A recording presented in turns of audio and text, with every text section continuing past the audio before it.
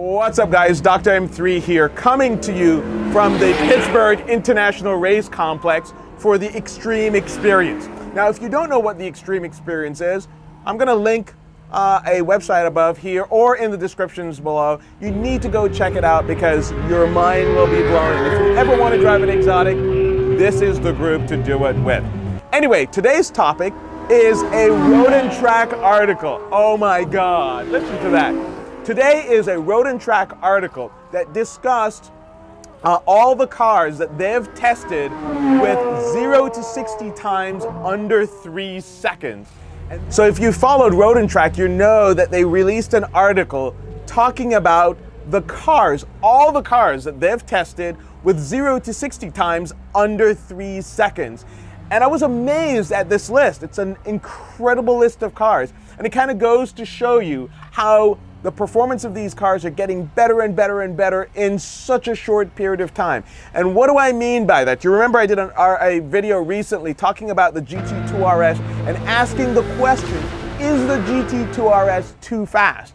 Well, if you're a car guy, there's probably no such thing as being too fast. But I want to run through with you the 19 cars on this list by Road and Track with 0 to 60 times under 3 seconds. And I want you to tell me, are there any surprises on that list and what do you think about this? So at the top of the list is the 2014 Ferrari Laferrari with a 0 to 60 time of 2.4 seconds. Okay, you'd say, yeah, that's not too bad. I expect that. But guess what is also at 2.4 seconds? A Lamborghini Huracan Performante. That is a 640 horsepower with this crazy Lamborghini ala, this aero vectoring that gets there in as much time as a LaFerrari. Think about that, guys, for a second. The next in line is a 2.5 seconds Veyron Super Sport. What? So you have a Performante ahead of the Super Sport and just about in line with a LaFerrari. That is mind-blowing. Next is a 2017 911 991.2 Turbo S, 0 to 60 times of 2.5 seconds. And you're going to see that there are a whole bunch of Ferraris. That's what you would expect. You're going to see a whole bunch of Porsches in this area, in this region, which is just mind-blowing. The other car, it's a hypercar, which is the Porsche 918 Spyder. Now, we all knew that the Performante beat it around the Nürburgring. Its 0 to 60 time was 2.5 seconds, according to Road and Track, which again is pretty mind-blowing. It's heavy, it's got a lot of batteries on board, but that's a hypercar. And just to think about it, the 991.2 Porsche Turbo S is ahead of a 918 Spyder. Mind-blowing to me. Then you have the 2016 Veyron at 2.6 and the 2014 911 991.1 also at 2.6 seconds. My old car, the 2016 Aventador, actually it's a 2012 Aventador, which is a 700 horsepower version, has a 0 to 60 time of 2.7 seconds. Not shabby, but I mean, for a big and really a heavier car, that's pretty good. That is also in line with the McLaren 720S that also has a 2.7 second 0 to 60 time.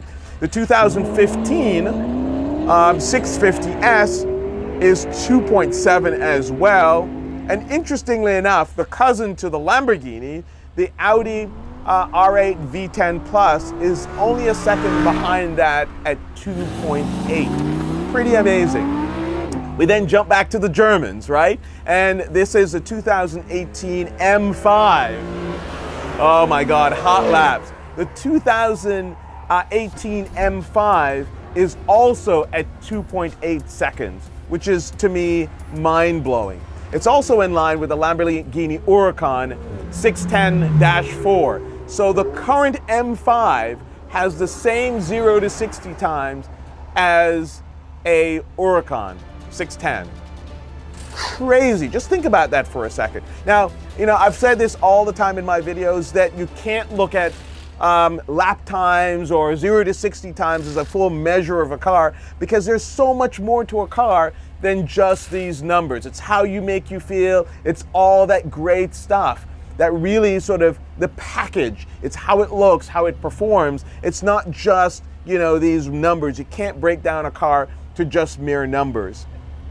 The 2016 GTR Nismo also has a 0 to 60 time of 2.8, and the 911 997.2, that's a 2011 model, also has a 0 to 60 time of 2.8 seconds. So you have a bunch of these cars that are bunched up at 2.8. So the 2013 Ferrari Berlinetta, the front mid-engine car, is actually behind the Nissan GTR and a number of these Porsches. And that's a V12 motor. Just think about it for a second. That's that 2.9 seconds. Not shabby when you think about it, but you've got a bunch of these other cars. It's just to show you how the performance of even more accessible non-hypercars are just catching up with these hypercar numbers. It's just mind-blowing. We have two more cars in the 19 of the group here to talk about, and that's a 2012 GTR, which is also at 2.9, and the 2016 911 Huracan 610 just flying by here, and we have a 458 coming. I'm just distracted. There's just so much stuff going on, and it's the great place, frankly, a track to talk about these performance time. Two 458s just went down the track here. So the 2016 911 991.1 GT3 RS. And you know how much I love the GT3 RS. I actually did a video on the GT3 RS on the track where I literally said I couldn't breathe because it was the corners, it just stuck to the corners. That has a 0 to 60 time of 2.9 seconds. So that rounds out these 19 cars. So I guess my question for you is there a car, are there any surprises in this list? And what do you think about the cars getting faster and faster and faster? Is there such a thing as too fast? And what do you think? And you know, in my view, there are a couple of cars that are clearly missing from the list now. For instance, the GT2 RS. I'm interested to see where that falls. I suspect that it's going to be pretty much up there in line with the LaFerrari and perhaps the Performante, and maybe ahead, but I don't know. Road and Track hasn't had a chance to get their hands on it. So anyway, a quick video, just wanted to show you and talk to you about these numbers, and you tell me what you think in the comments below. Also, if you're watching this video and you're not subscribed, go ahead and hit the subscribe button, and more importantly, oh my God, more importantly, hit the notification button, that little bell by the subscribe button, to make sure that you get all my videos in a timely fashion. We're entering the car season, rallies are coming, I'm going to be bringing you a lot more content. I also want you to follow me, guys, on Instagram, Twitter, and Facebook. I'm going to put a link of those sites down below in the description. And again, thanks for watching, and we'll see you in the next video. Thanks to the Extreme Experience and our fellow friends here at Pit Race for inviting us out to show you what it's like to drive exotic cars on the track. Thanks again for watching.